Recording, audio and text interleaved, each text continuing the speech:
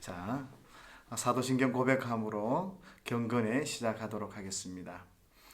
전능하사 천지를 만드신 하나님 아버지를 내가 믿사오며 그 배아들 우리 주 예수 그리스도를 믿사오니 이는 성령으로 잉태하사 동정녀 마리아에게 나시고 본디오 빌라도에게 고난을 받으사 십자가에 못 박혀 죽으시고 장사한 지 사흘 만에 죽은 자 가운데서 다시 살아나시며 하늘에 오르사 전능하신 하나님 우편에 앉아 계시다가 저리로서 산 자와 죽은 자를 심판하러 오시리라. 성령을 믿사오며 거룩한 공회와 성도가 서로 교통하는 것과 죄를 사하여 주시는 것과 몸이 다시 사는 것과 영원히 사는 것을 믿사옵나이다. 아멘. 하나님의 말씀은 요한계시록 2장 4절에서 5절 말씀입니다. 요한계시록 2장 4절에서 5절 말씀입니다. 그러나 너를 책망할 것이 나니 너의 처음 사랑을 버렸느니라. 그러므로 어디에서 떨어졌던지를 생각하고 회개하여 처음 행위를 가지라. 만일 그리하지 아니하고 회개하지 아니하면 내가 네게 가서 네 촛대를 그 자리에서 옮기리라. 오늘은 돌이키라라는 제목을 가지고 말씀을 나누려고 합니다. 그랜트 오즈본의 책을 보다가 제 마음 한구석 깊이 다가오는 글귀가 있었습니다. 그 글귀를 여러분에게 잠시 소개하고 싶은데요.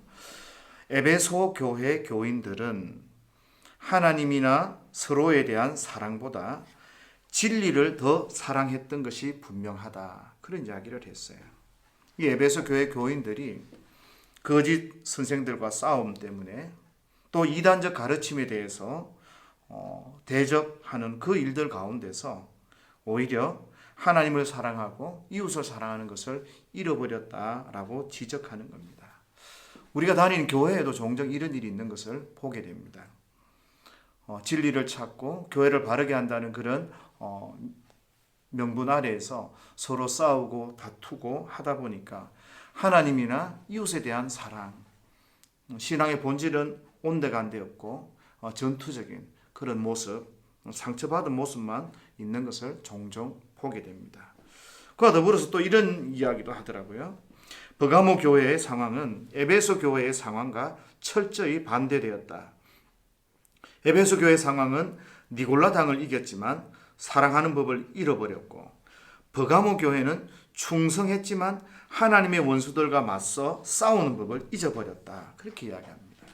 이 버가모 교회는 발람의 교훈을 지키는 그런 사람들이 있었습니다. 사랑하고 이해하고 보도듬어 주는 것까지는 좋았지만 이 잘못된 교훈들, 하나님의 원수들, 하나님의 뜻과 상치되는 이런 것들을 가만히 두고 수용한 그런 문제가 이 버가모 교회에 일어났던 거죠. 이 두 교회의 공통점을 가만히 보니까 균형을 이루지 못했어요. 너무 한쪽으로 치우쳤다는 겁니다. 싸우려고 하다 보니 사랑이 안 되고, 사랑하다 보니 잘못된 것을 함부로 지적하고 그런 것들을 금할 수 없었던 것이죠. 이런 말이 있습니다. 신학교 들어오면 1학년 때는 불처럼 뜨겁고 그런 아주 귀한 열정을 가지고 들어옵니다. 그런데 졸업할 때는 아주 가슴이 다 식어버린 딱딱한 돌덩이가 된다 그래요. 왜 이런 이야기 있을까요? 참 이상합니다. 학교 생활을 하고 하나님을 배우면 배울수록 더 겸손해지고 성숙해지고 더 뜨거워져야 되는데, 이런 것들을 하나님께서 우리를 향해 기대하고 계실 텐데 열정이 식어지고 하는 것은 우리가 살아가다 보면 현실이 보이기도 하고 또 때로 약해지기도 하고 불안해지기도 하는 거죠. 왜 이렇게 변합니까? 제 생각에는 이렇습니다. 우리에게 주어진 상황 가운데서 균형이 깨어졌다라는 생각이 있습니다. 책을 많이 보기는 하지만 또 바쁘고 열심히 살아가기도 하고 연습이나 사역 가운데 최선을 다해 살아가지만 어쩌면 우리가 성경을 보는 시간이나 기도하는 시간이나 또 하나님 앞에 서 있는 시간이 너무 적지는 않을까.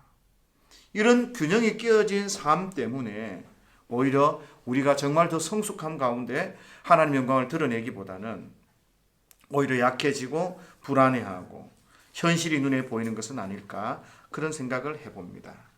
이런 것들은 성도로서의 균형 잡힌 삶이 아니고 교역자로서의 균형 잡힌 삶이 아닌 겁니다. 만약 계속해서 우리가 이렇게 균형 잡힌 삶을 살지 않고 치우친 그런 삶을 산다면 우리는 결국에 비참해질 겁니다.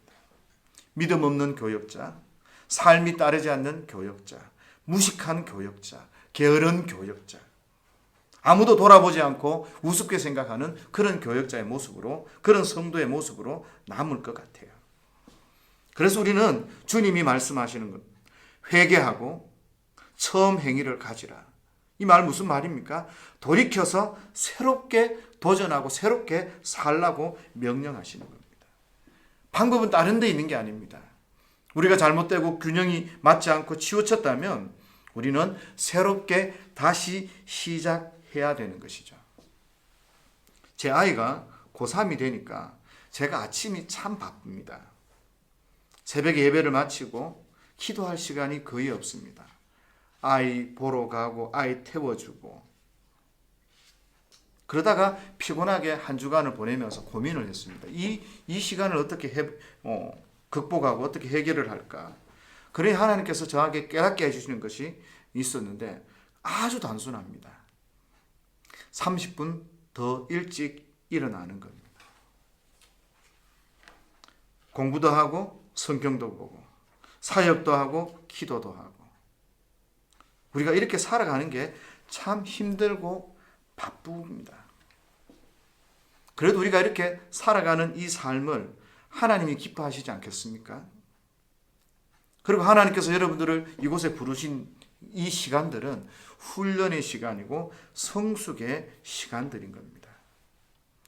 그래서 오늘 저와 여러분들은 하나님 앞에 최선을 다해서 그렇게 살아가야 됩니다. 이렇게 최선을 다하다가 행여나 죽음을 맞이한다면 그건 순교요.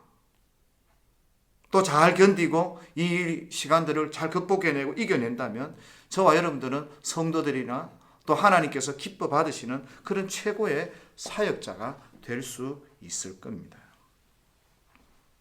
오늘 우리에게 주어진 시간을 균형 있게 잘 활용하시면 좋을 것 같아요.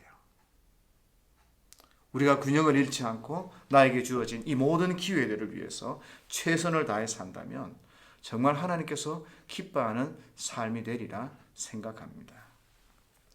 다른 모든 것을 좀 잊어먹어도 좋습니다. 그러나 회개하라, 돌이키라. 오늘 저와 여러분들의 삶의 방법 가운데 뭔가 부족한 것이 있다면 우리는 돌이켜서 새롭게 시작하고 아니 내가 지금 이렇게 최선을 다해 열심히 잘 하나님 앞에서 두 가지 일들을 잘 잡고 살아가고 있다면 더 하나님 앞에 열심히 나아갈 수 있는 그런 저와 여러분들이 되어져서 우리 학교나 또 우리가 하나님 앞에서의 모든 삶 가운데 인정받는 그런 귀한 은혜가 있으시기를 예수님의 이름으로 축복합니다. 기도하겠습니다.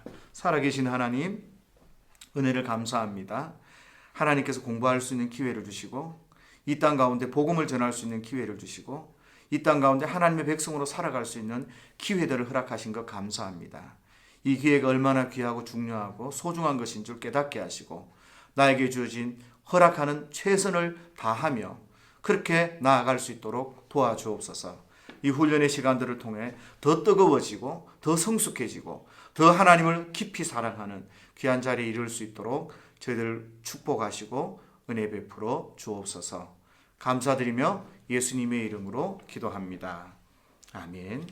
지금은 우리 구주 예수 그리스도의 크신 은혜와 하나님 아버지의 사랑과 성령님의 위로 교통 충만하신 역사가 주께서 사랑하여 불러주셔서 하나님 내 삶을 돌아보며 내가 부족하며 연약한 것을 다시 한번 돌이켜 주님 앞에 새로운 삶을 살기를 작정하며 기도하며 그렇게 믿음으로 훈련되어지기를 원하는 주의 사랑하는 모든 백성들 그리고 우리 학교 또 그 생업과 가정 모든 곳 위에 지금으로부터 영원토록 함께 있을지어다. 아멘.